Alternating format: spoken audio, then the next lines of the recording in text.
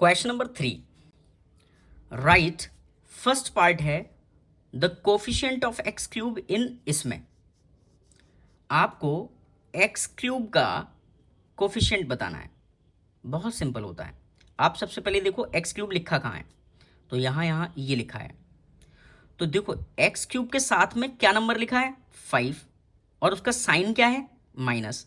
तो इसका जो कोफिशिएंट होगा तो आप ऐसे लिखोगे आंसर और लिखोगे क्या माइनस का 5। माइनस का 5 क्यों लिखा? क्योंकि आपको ये पहचानना है एक्स क्यूब कहाँ लिखा है ये, तो उसके साथ में कांस्टेंट नंबर क्या है 5 और सिंबल भी देना है उसका, तो माइनस का 5 आंसर है। नहीं समझ में आया तो अगला देखो।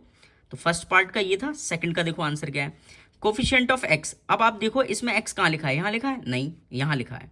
तो देखो इसके साथ में नंबर क्या है, ये क्या नंबर है 2√2 है ना, और इसके साथ में सिंबल क्या है नेगेटिव, तो वो भी लिखो। ठीक है, तो सेकंड वाले का आंसर ये है। चलो थर्ड देखो, the coefficient of x square. अब ढूंढो इसमें कहीं एक्स स्क्वेयर है, तो देखो यहाँ पावर 1 है, यहाँ पावर 3 है, और ये तो पावर है ही नहीं 2। तो ये पॉलिनोमियल है ना, तो पॉलिनोमियल में पावर डिक्रीजिंग ऑर्डर में होती हैं। ठीक है, तो जैसे मैंने कहा ऐसे मैं इधर लिखकर बताता हूँ। जैसे लिखा है एक्स की पावर 4 है, तो इसके बाद एक्स की पावर 3 होगा, फिर एक्स की पावर 2 होगा, फिर एक्स की पावर 1 होगा, फिर एक्स की पावर 0 होगा। इस तरीके से होती है पावर डिक्रीजिंग ऑर्डर में। तो यहाँ देखो 3 है 2 नहीं है, तो लिखा होगा देखो इस तरीके से लिखा होगा एक्स की पावर 2 तो होगा लेकिन उसका कोफिशिएंट 0 होगा। ठीक है, तो हमने अगर 0 की मल्टीप्लाई किसी से करते हैं तो वो लिखते नहीं है, तो यानी कि कुल मिलाकर वो 0 है, तो 0 लिखा नहीं है। तो यहाँ कुछ भी नहीं लिखा है, मतलब एक्स स्क्वेयर है ही नहीं इसमें। क्यों नहीं है? क्योंकि उसका जो कोफिशिएंट है वो क्या है 0 है। ठीक है, तो अगर जैसे आपने इसको ढूंढा एक्स स्क्वेयर, इसमें नहीं मिला और इसने पूछा उसका कोफिशिएंट क्या है, तो आपको 0 कहना पड़ेगा, क्योंकि 0 की मल्टीप्लाई किसी से भी करते हैं तो 0 आता है। ठीक है, तो इसका एक्स स्क्वेयर का इसमें कोफिशिएंट क्या है 0। ठीक है, नहीं समझ में आया तो आगे क्वेश्चन करते रहेंगे, आप परेशान मत हो, आपको अच्छे से समझ में आएगा। चलो अगला देखो, फोर्थ वाला कह रहा है कोफिशिएंट ऑफ एक्स। अब आपको एक्स ढूंढना है, तो एक्स यहाँ है नहीं, ये रहा देखो, इसके साथ में क्या नंबर है कांस्टेंट नंबर क्या है, तो 2/7।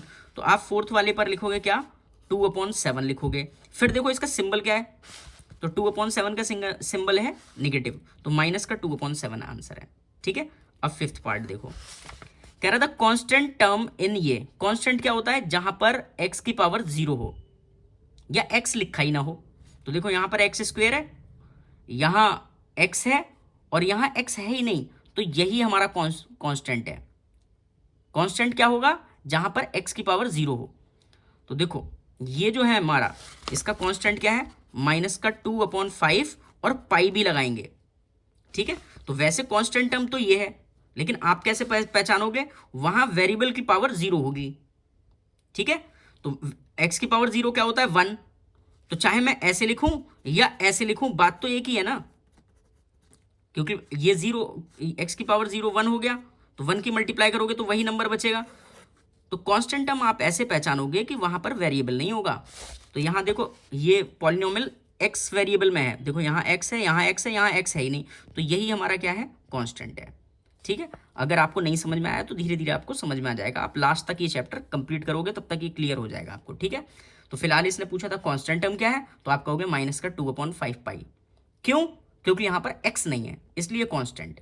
या आप ये कह सको कि इसकी इस टर्म की डिग्री क्या है, इस टर्म की डिग्री क्या है 0, तो जहां पर डिग्री 0 होती है वही कांस्टेंट होता है। ठीक है, आप ऐसे भी समझ सकते हो। चलते हैं अब नेक्स्ट क्वेश्चन पर।